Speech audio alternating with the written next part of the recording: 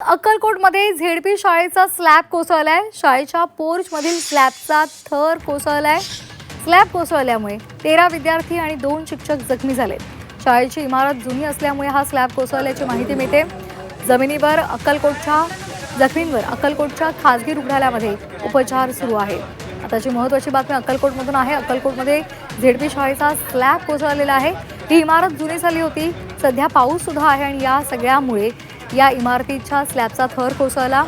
यामध्ये 13 विद्यार्थी आणि 2 शिक्षक जखमी झाल्याची माहिती मिळते.